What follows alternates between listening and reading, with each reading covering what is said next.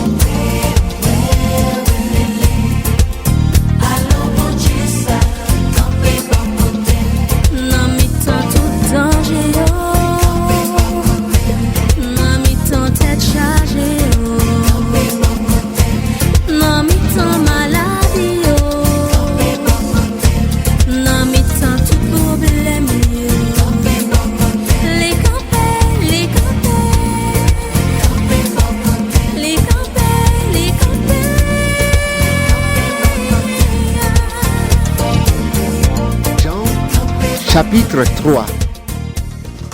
Parmi les pharisiens, il y a un homme appelé Nicodème. C'est un chef juif. Il vient trouver Jésus quand il fait nuit. Il lui dit: Maître, nous le savons, Dieu t'a envoyé pour nous enseigner. Personne ne peut faire les signes étonnants que tu fais si Dieu n'est pas avec lui. Jésus lui répond: Je te le dis, c'est la vérité. Personne ne peut voir le royaume de Dieu s'il ne naît pas de nouveau. Nicodème dit à Jésus: Comment est-ce que quelqu'un peut naître quand il est vieux? Est-ce qu'il peut retourner dans le ventre de sa mère et naître une deuxième fois? Jésus répond: Je te le dis, c'est la vérité. Personne ne peut entrer dans le royaume de Dieu s'il ne naît pas d'eau et d'esprit. Ceux qui sont nés d'un père et d'une mère appartiennent à la famille des humains. Et ceux qui sont nés de l'Esprit Saint appartiennent à l'Esprit Saint. Ne sois pas étonné, parce que je t'ai dit, vous devez naître de nouveau. Le vent souffle où il veut, et tu entends le bruit qu'il fait. Mais tu ne sais pas d'où il vient, ni où il va. C'est la même chose pour tous ceux qui sont nés de l'Esprit Saint. Alors Nicodème demande à Jésus: Comment cela peut-il se faire? Jésus répond: Tu es un maître connu en Israël, et tu ne sais pas cela. Je te le dis, c'est la vérité. Nous parlons de ce que nous savons. Nous sommes témoins des choses que nous avons vues, mais vous n'acceptez pas notre témoignage. Quand je vous parle des choses de la terre, vous ne me croyez pas. Alors, quand je vous parlerai des choses du ciel, comment pourrez-vous me croire? Pourtant, personne n'est monté au ciel, sauf le Fils de l'homme qui est descendu du ciel. Dans le désert, Moïse a placé le serpent de bronze en haut d'un poteau, devant tous. De la même façon, le Fils de l'homme doit être placé en haut devant tous. Ainsi, tous ceux qui croient en lui auront la vie avec Dieu pour toujours. Oui, Dieu a tellement aimé le monde qu'il a donné son Fils unique. Ainsi, tous ceux qui croient en lui ne se perdront pas loin de Dieu, mais ils vivront avec lui pour toujours. En effet, Dieu n'a pas envoyé son Fils dans le monde pour condamner le monde, mais il l'a envoyé pour qu'il sauve le monde. Celui qui croit au Fils n'est pas condamné, mais celui qui ne croit pas, celui-là est déjà condamné parce qu'il n'a pas cru au Fils unique de Dieu. Et voici comment on est condamné. La lumière est venue dans le monde, mais les gens ont préféré la nuit à la lumière parce qu'ils font le mal. Tous ceux qui font le mal détestent la lumière et ils ne vont pas vers la lumière. En effet, ils ont peur qu'on découvre leurs mauvaises actions. Mais ceux qui font la volonté de Dieu vont vers la lumière. Ainsi, on voit clairement ce qu'ils font, on voit qu'ils obéissent à Dieu. Après cela, Jésus et ses disciples vont dans la région de Judée. Il reste là avec eux et il baptise. À Eunon, près de Salim, Jean baptise lui aussi. En effet, il y a beaucoup d'eau à cet endroit. Les gens viennent vers lui et il les baptise. À ce moment-là, Jean n'a pas encore été mis en prison.